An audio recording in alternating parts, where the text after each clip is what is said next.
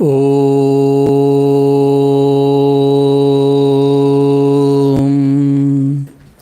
Asato ma sadgamaya tamaso ma jyotirgamaya mrityorma amrutangamaya.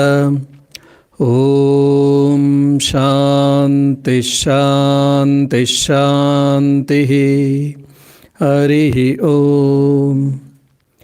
O Lord, please lead us from darkness to light, ignorance to the knowledge, and from mortality to immortality. Om, peace, peace, peace. Dear devotees, as you all know, today we are having a St. Patrick's celebration in Vedanta Society. He is a great monk and as well as the Saint of Ireland. He is known as the Saint of Ireland. So we also observe his passing away day as the Ireland Day. The whole of Ireland, including northern part of Ireland, there were a lot of pomp and show and a lot of celebrations. So on the March 17th, we were not able to do the St. Patrick's Day as a celebration. Today, we are celebrating the St. Patrick's Day. We are having a distinguished guest as well as the speaker for this day, Father Alan Hilliard. He is a Catholic priest of Dublin Diocese. He taught for 7 years in Ringsend VEC and spent time in parishes in Templeogue and Lucan South, where he worked with the community to build a new church which opened in the year 2000. He has a long, varied association with migration. In 2000, he set up a pastoral center for Irish backpackers in Sydney. He was later appointed as director of the Irish Bishops' Commission for Emigrants and the Irish Commission for Prisoners Overseas. The work involved the coordination of immigrant services in Great Britain, Australia, United States, and support services for Irish prisoners across the world. He led campaigns to highlight the plight of the forgotten Irish in Britain, and he canvassed for immigration reform in the United States on behalf of the undocumented Irish. Between 2008-11, he coordinated an adult education program in theology entitled the Nostra program at the Department of Theology and Religious Studies at Mary Immaculate College, Limerick. He has co-founded the Midwish Interfaith Network also. During this time, he completed his research master's in applied social policy entitled Mind the Gap, Social Cohesion, Migration and Integration, and is also a diploma in counseling and psychotherapy for his credit. He subscribes regularly to the Irish Time Generation Emigration, and in 2015, one of his articles dealing with the issue of return migration was the 10th most read on their website. He is also a regular contributor to the Furor Furor and the Sacred Heart Messenger. He is also a regular contributor to RTE Radio Once, a Word in Edgeways. He has made 2 research trips to Rwanda and Lampedusa with Professor Daniel, and is also Associate Professor of Theology and the Director of Immigration Initiatives at the Institute for Latino Studies at the University of Notre Dame. On behalf of Vedanta Society, myself, and also on the behalf of devotees, with all respect, due respect, I welcome Father for this August Assembly, and also I request him to address on St. Patrick's his contribution and his relevance to the modern world. Over to the Father. Thank you, Swami. It's so beautiful to be here among you, just here at Vedanta Society, and to thank Swamis for welcoming me and to be here and share time with you. It is a very honourable journey to journey together into something to understand afresh and anew. I don't think St. Patrick would recognise how we depict him if he came back today. And maybe even after I'm finished talking about him, he would recognise himself even less. Because what St. Patrick has become, I don't know if he's sort of is how he originally intended himself to be. He's abbreviated to St. Paddy for people who want to celebrate on the festivities. Even the way he's depicted in statues and pictures may be far from how he actually was. Because I don't think a lot of the items he dressed in as he's depicted were actually in evidence in the early centuries when he came to Ireland. And out of respect for this holy place and for what we try to pursue together from our different religious backgrounds, and trying to promote peace and harmony in our world through our different faith understandings, I'm going to start with sort of a sense of being on common ground, on holy ground. And as you heard in that introduction, I did work in Australia and was always inspired by the Aboriginal people. And there's a lovely reflection entitled "Where the Ancients Walked." And I think in both our faith streams, we're always respecting the ancients, the people who went before us and helped us understand how to be today. And in Irish culture, we're doing that with St. Patrick. We're going back into his life to help us understand how we can live better today. And this is an extract from a book called Alchalingra, which is another word for the dream time of Australian Aborigines. To walk anywhere in this sacred land is to walk where the ancients walked. To learn anything about this sacred land is to move into the mystery of God. To be open to the moods of this ancient land is to become a child of the universe. To live in communion with this land is to carry a stigmata of light. Beyond all the dreaming in this land is a yearning, burning love. Every blade of grass is blessed, every trembling leaf caressed, every leaf of every tree is blessed. We are loved.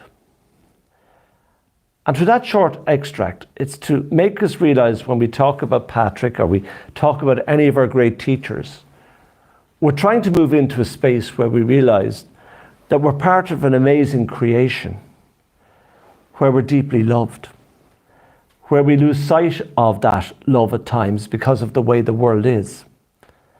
And I think St. Patrick brings us back into what we call a Celtic spirituality, which I think today sometimes is misunderstood because it's very different to what St. Patrick put out there as being Celtic spirituality, which I'll come to later on. But I'm going to start with the fact that in 432, St. Patrick came to Ireland, and he came from Rome. And one great writer said, if you get seasick on the bark of Peter, don't go down into the engine room. And that's more or less saying when you get involved with institutions like churches, it can make you very perturbed. And when St. Patrick was in Rome, what was going on at that time? There were councils going on. And usually councils were set up because they were trying to solve an argument over something. There was the Council of Nicaea in 325, the Council of Constantinople in 380, the Council of Ephesus in 431, and the Council of Chalcedon in 451. And Patrick came to Ireland in 432. So we left a Rome that was arguing.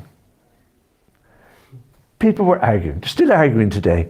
But they were arguing over things like this person that was the center of the Christian world, the person of Jesus. They were arguing over how his humanity and his divinity overlapped. They were arguing over how do we say who this person is in a theological sense. And they were also trying to come to terms with what is the relationship between, in the Christian understanding, of this person we call Jesus, who is the Son of God, with the Father. So they're having all these meetings to try and sort all these things out. Now, somebody once said to me, a meeting is like a dark alleyway that lures in a good idea and mugs it to death. And I think people are aware that in our scriptures, there's not much reference to meetings because they certainly can destroy a lot of things.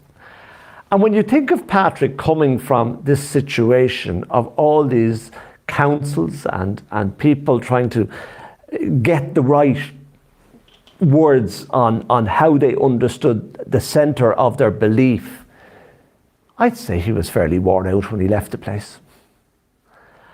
And I think it's a journey for us all. Be we part of an institution of any faith, that even though we can read and reflect and look at libraries, somewhere in that is our own personal journey.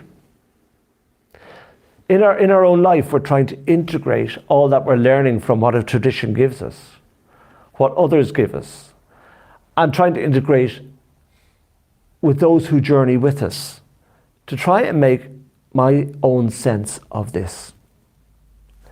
And I think when you understand that Patrick was coming from that background in Rome that was full of argument and committees and decisions and doctrines and creeds and misunderstandings, he really took away from that some very beautiful ideas that worked for him. And we get to understand these in some of his prayers, which I'll refer to later.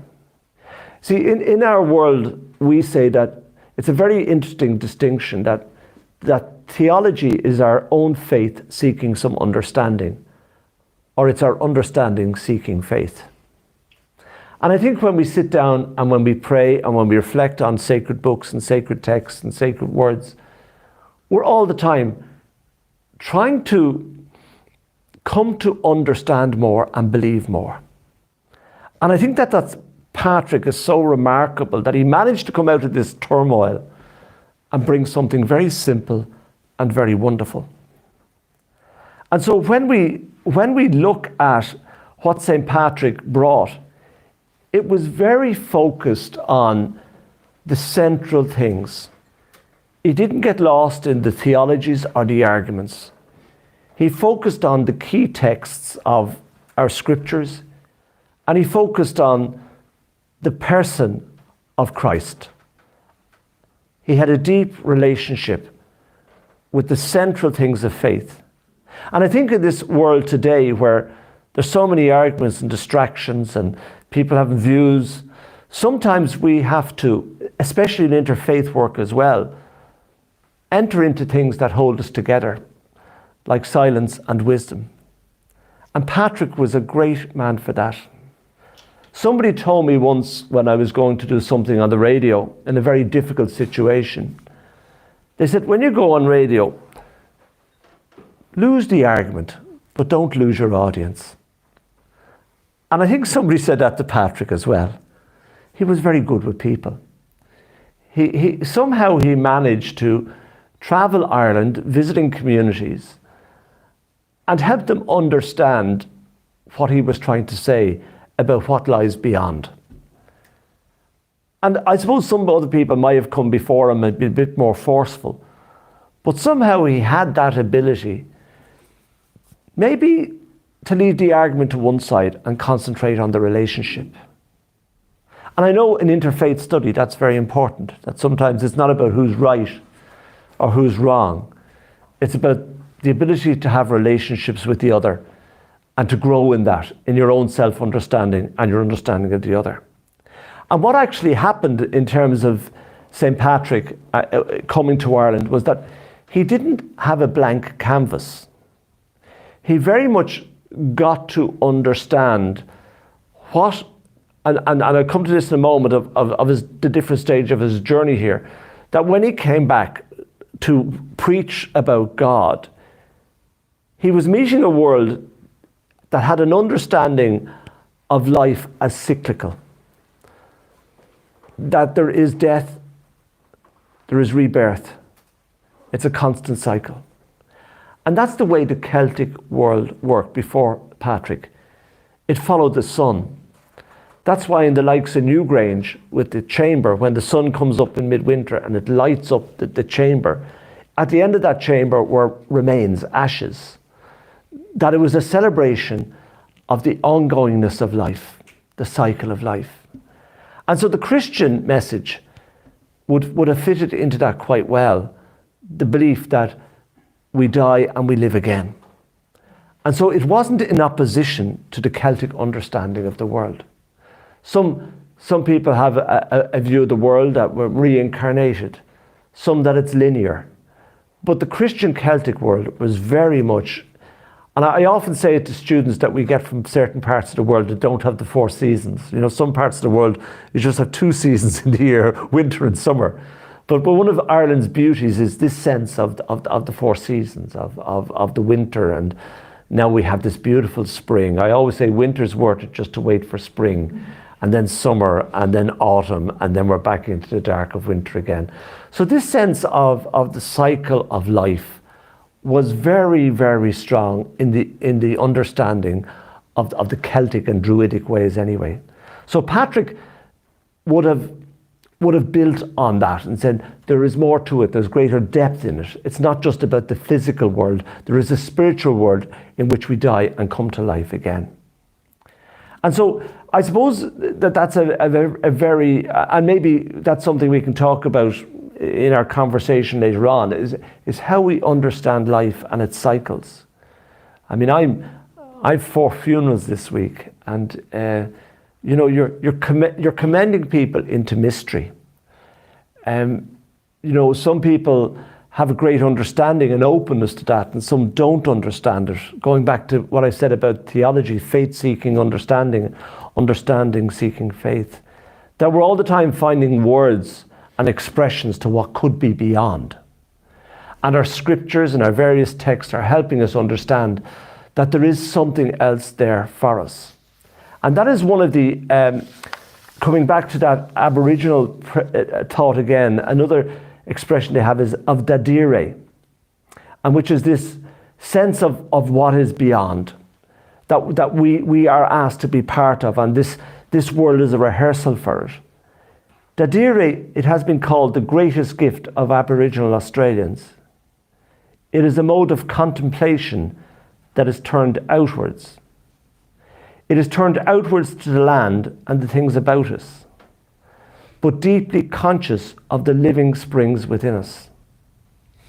Dadire, inner deep listening and quiet awareness, waiting patiently for what is coming. There may be sounds, there may be silence. Dadire, listen. The world is full of words. Wait patiently. The sunrise is coming. A deep theme is unfolding. And when you delve into Patrick and the legacy he left among his early followers, it was very much a sense of trying to understand what could be beyond us. And there's one favourite spot I have in Glendalough across from St. Kevin's Bed. And when I bring students there, I sit them around and lead on a reflection. And I say, Glendalough didn't begin with a monastic city. It began with a man who was frustrated. Kevin was frustrated with the world, what was going on in his world, and he escaped into solitude. He stepped into the possibility of mystery and what lies beyond it. And even though all the buses stop and look at the round tower and all these churches, people don't dig into why Kevin went there in the first place. How many times have all of us in this room felt like running away because we're frustrated with the world?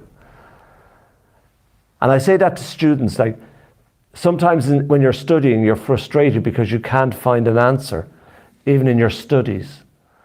Listen to your frustration and let it bring you into something new and something deep. And so St. Patrick, for me, when we listen then to what his spirituality is about, that frustration is real. And some of our Celtic spirituality that we've developed today is trying to create something other than what is real. Let me explain to you. I wrote something recently about sea swimming. It's become a new thing that people are going down and swimming in the sea every day. Probably some of you are. I don't. I couldn't. I'm too scared, and I like my comfort. And I wrote a reflection about people swimming and the shiver. And then I wrote about, I think it was the 23 people who died in the English Channel when they must have experienced the coldness of the water, and many of them died. I think there were only 2 who survived it. And I was submitting it to something, and they said, oh no, it's a bit too raw. See, sometimes today, spirituality is helping people move away from reality and not to embrace it. I mean, sitting and thinking about the pain of those people is part of our, what we're called to be as spiritual beings, is to embrace all the realities of the world. I mean, trying to embrace, if we're not trying to embrace and understand what's going on in the Ukraine and the Yemen and in Eritrea and in Israel and Palestine and in all these other countries, if our spirituality is not entering into that, it's not a real spirituality, it's an escapism. We're looking for a place of comfort, when I think the God of mystery is calling us into the challenges of the world, to be able to speak into them. I often say that the task of chaplaincy is to walk into the storm and help people find some peace in the storm. And when we go back into what St. Patrick invited us into understanding, his prayer and his writings were about the challenges he faced in the world. We often think of, as I say, we create nice spaces that we pray in and that we escape to.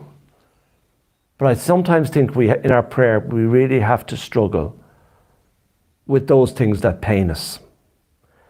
Those things that we prefer not to think about, but our God calls us to contemplate them because they're real, and they're real for people.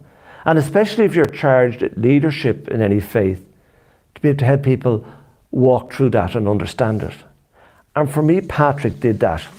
Let me give an example of St. Patrick and what he said. His prayer that we're most familiar with is called the Breastplate of St. Patrick, which even what it says, the breastplate, is a soldier wears one to protect themselves. And he was getting up in a land that he was familiar with, but it was a land of wolves. But listen to his prayer when he got up in the morning. Christ to shield me today against poison, against burning, against drowning, against wounding, so that there may come to me abundance of reward.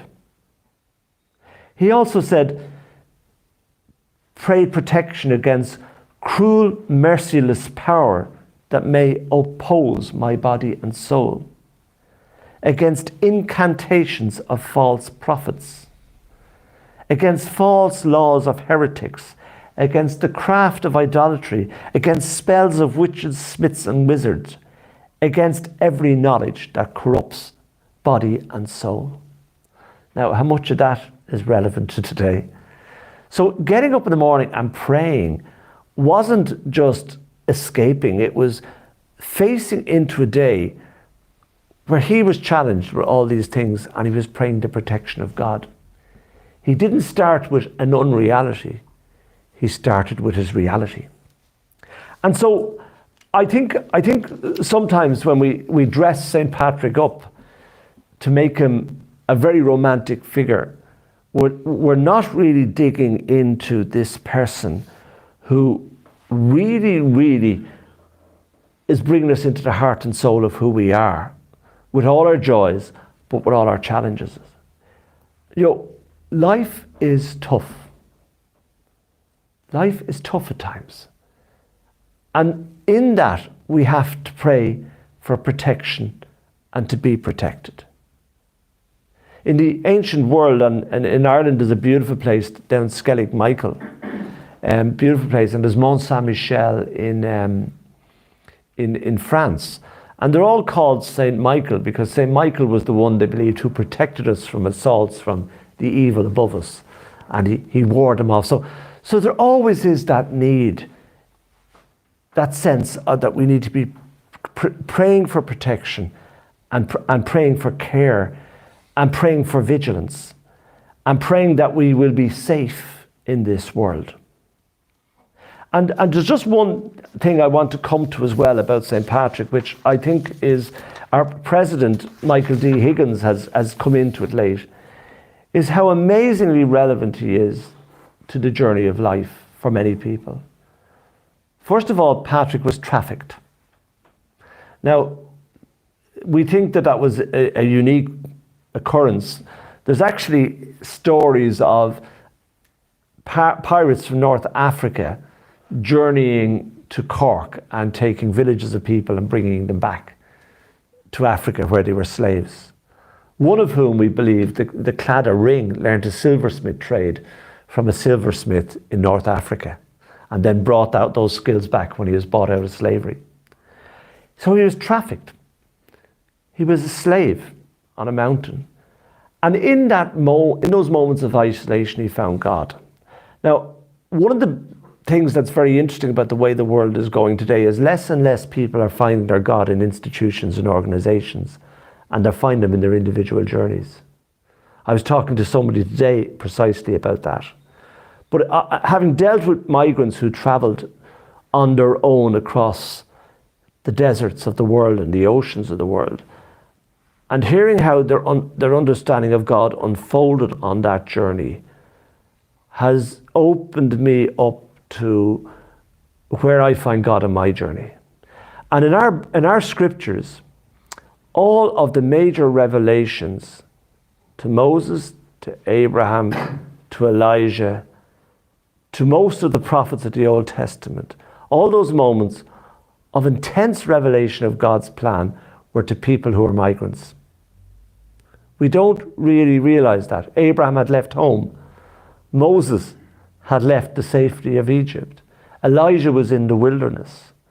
Ruth, an incredible lady who held so much pain in her own life, came to know God on a journey as well.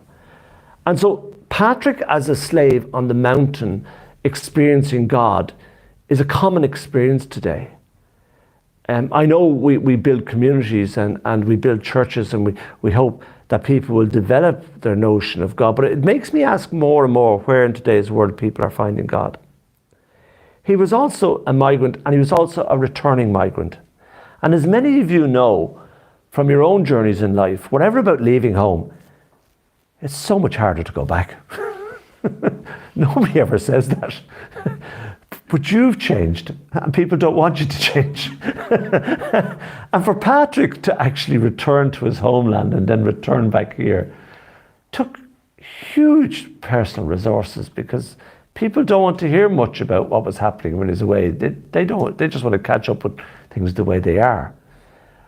But also from all those experiences of being trafficked, of being a migrant, of being a slave, of being a returned migrant, somehow he found it, that whatever he found on that journey, it was a fire he couldn't put out, and that's why he came back to Ireland.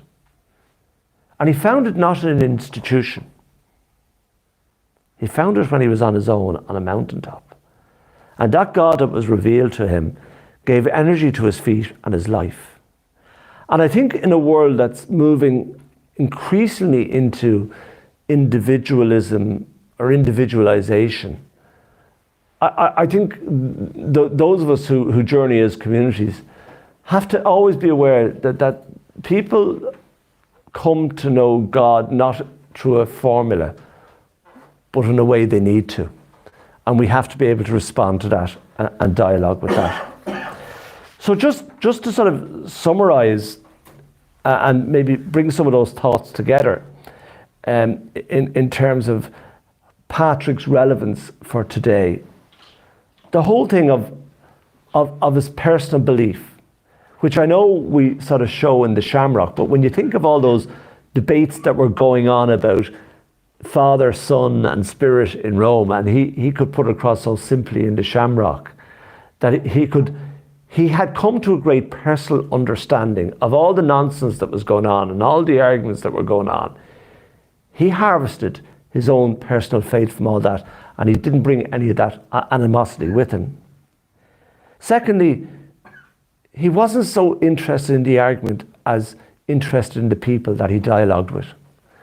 And I think that's one thing I've learned greatly from the interfaith work we do, is to just respect people and respect what they have to say, and respect and be listening respectfully to one another and sharing one another's wisdom. I think also the whole thing of the cycle of life is very significant today, because it's a typical conversation with a student I had last week. I said, are you an atheist or a humanist? He says, I'm not really any of them. I'm just whatever I need to be at the moment. I said, okay, so, which translates into, even if we do something in the evening for them and they get a better offer on Facebook, they're gone to that.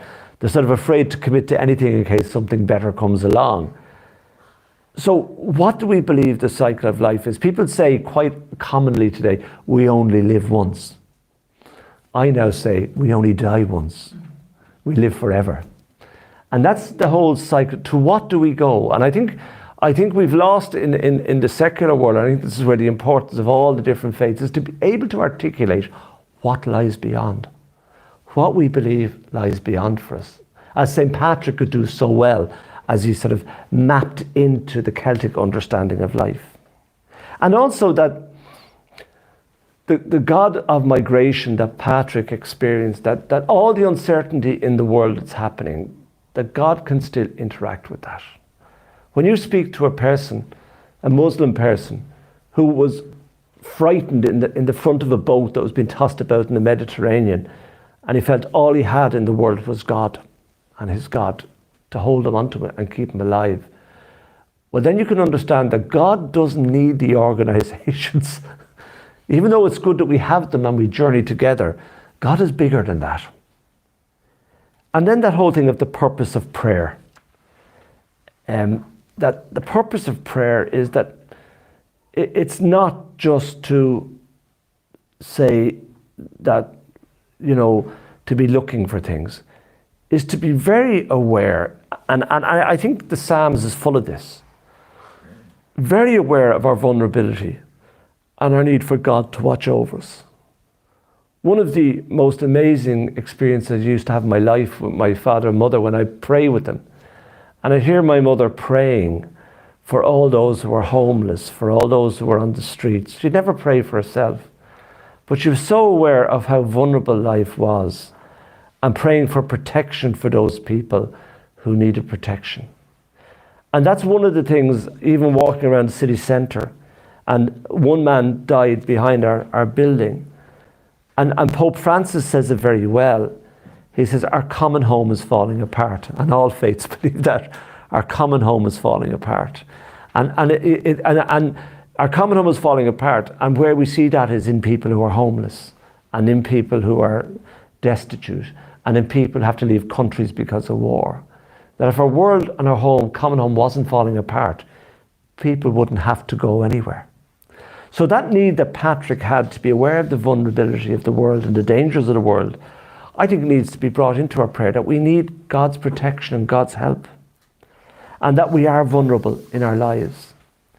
And I'll finish with that, another part of that prayer. And I think it's very much, it could be an interfaith prayer, this beautiful part of the breastplate. I arise today through the strength of heaven, light of sun, radiance of moon, splendor of fire, speed of lightning, swiftness of wind, depth of sea, stability of earth, firmness of rock. That verse, when you said to me, we need a universal understanding, that could be written by the Aboriginal community in Australia. It's the same sentiments. And then moving into this next verse, I arise today through God's strength to pilot me, God's might to uphold me, God's wisdom to guide me, God's eye to look before me, God's word to speak for me, God's ear to hear me, God's hand to guard me, God's way to lie before me, God's shield to protect me, God's host to save me from snares of devils, from temptation of vices, from everyone who shall wish me ill, afar and near, alone in the multitude. I summon today all these powers between me and all those evils. I arise today through a mighty strength, the invocation of the Trinity, through belief in the Treeness, through confession of the oneness of the Creator of creation. Thank you.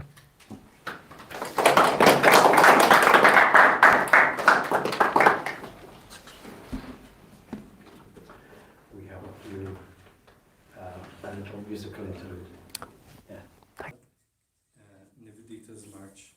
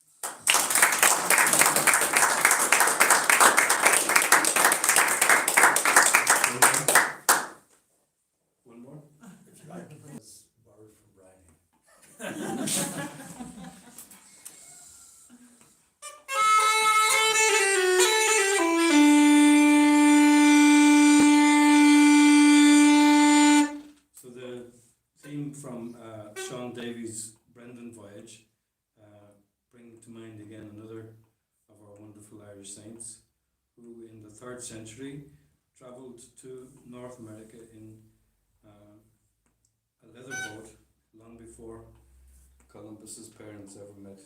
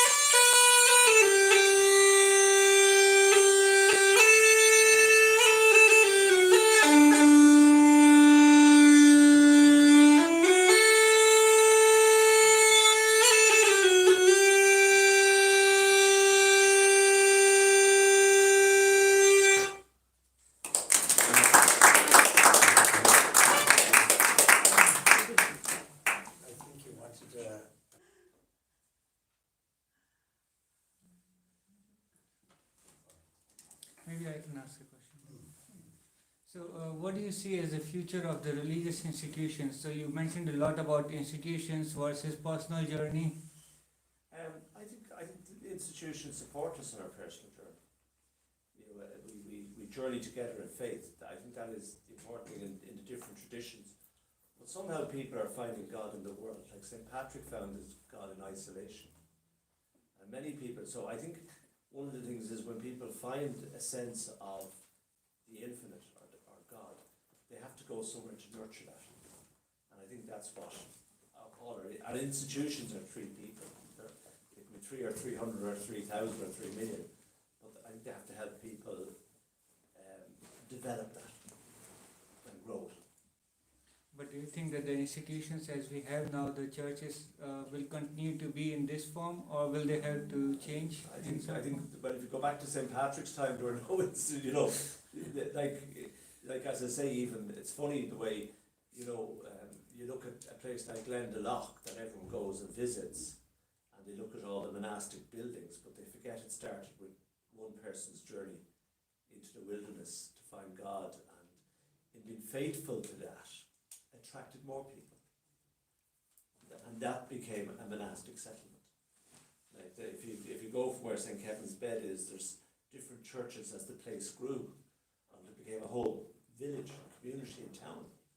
But we forget it starts somewhere. What do things start with? It's a sincere quest. So, but it's an interesting world we're living in at the moment, because even and Susan would probably understand this as well, like dealing with students who are so de-institutionalized. Even during COVID, have become de-institutionalized from their study programs. There's a lot going on. I don't know what's to replace it. I don't know what we're going to end up. But people are less trusting of institutions, and younger people today are, as I said, that student is a typical one of not wanting to belong to anything in case they miss something better. So I don't know where that's going. I really don't know.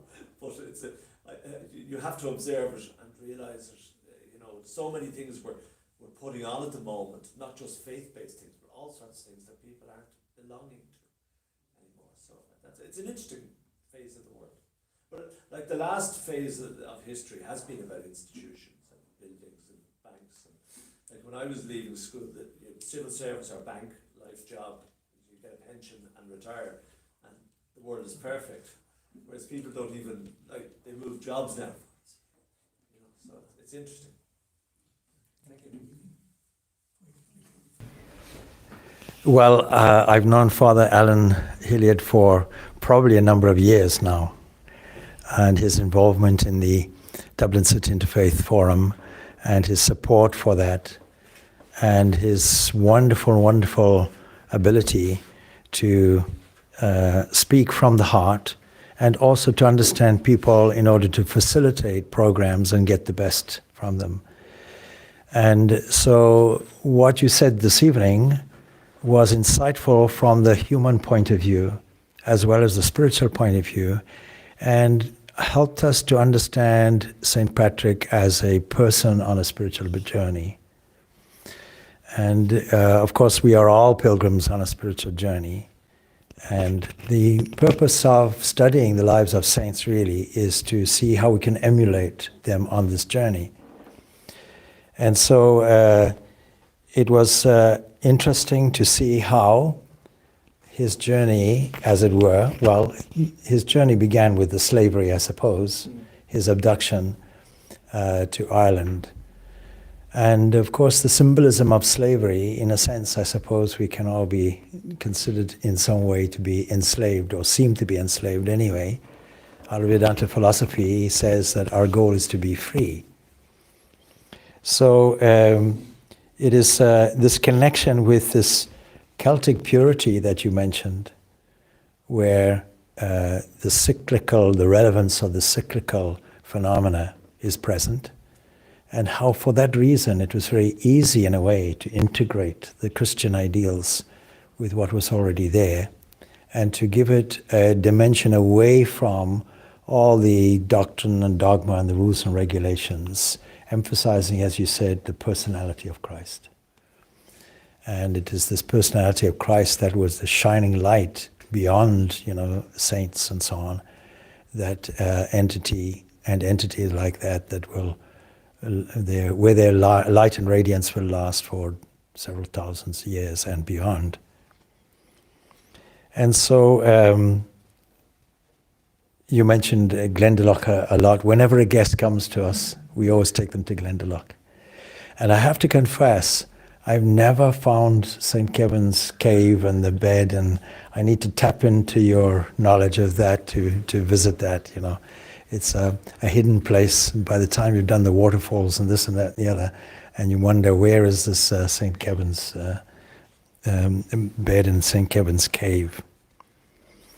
The breastplate, we in our hymn literature, in a certain book, we have kind of adapted the prayer of St. Patrick. And of course, this idea that was, I think, mentioned in your song, that the follow-up is that above me, below me, that Christ is within me, beyond me, to my left, to my right, above me, below me, etc., etc. And this is very exactly reminiscent of our view of the omnipresence of that Supreme. And of course, when we say Supreme and we say Christ on my left and right and so on and so forth, all around me, within me and outside me and beyond me, it is not a supreme principle that we're talking about, it's something intimate, something personal. So that's a wonderful thing. So I would like to thank you so much for your very, very insightful talk. And we have lots of things to think about from it. And I would also like to thank our resident Irish musician.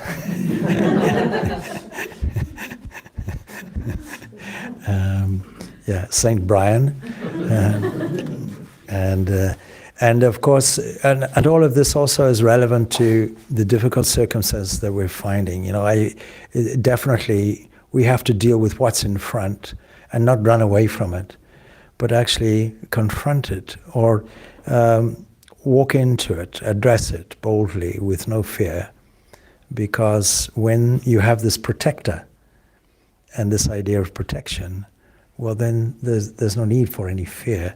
And there are at least two people in this room whose families are pretty close to the Ukraine border the Ukraine border at this point. So this gives us a way also of being in some way with them as well. As a token of thanks, I would like Swami Shantivratananda to come up and present this token of our appreciation for you.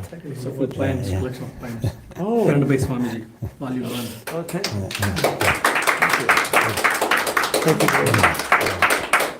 Thank you. Yeah. Would you like to give one more for none? Sorry? For none. Would you like to give one more book for none? Yes. Yes. I'll just, if you can get one more. Yes. That's yes. it. Thank you. That's beautiful.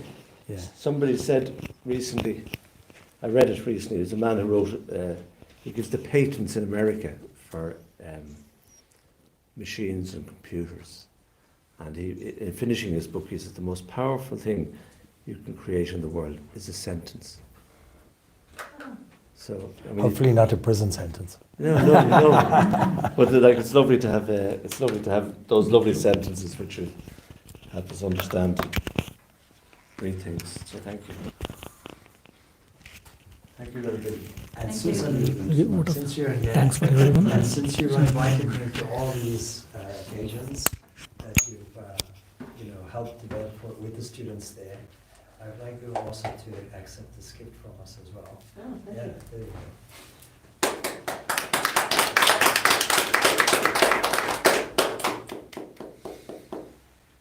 We're very lucky to have Susan with us.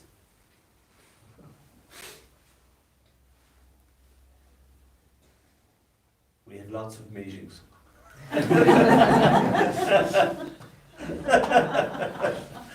Lots of.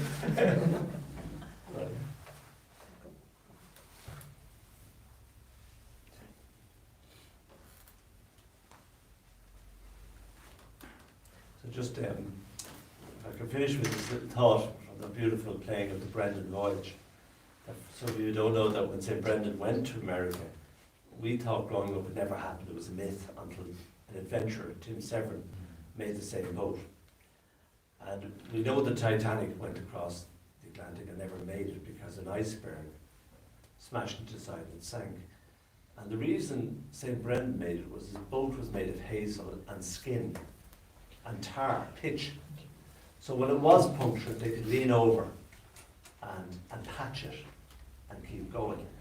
And I think it's a powerful image for our journey of faith, that it's what's sometimes solid and put out there as strong that doesn't help us. It's our vulnerability and our ability to sort of heal our wounds that help us stay afloat and help us to make it to the further shore, and never to be afraid of that vulnerability. I think that's the great lesson from St. Brendan.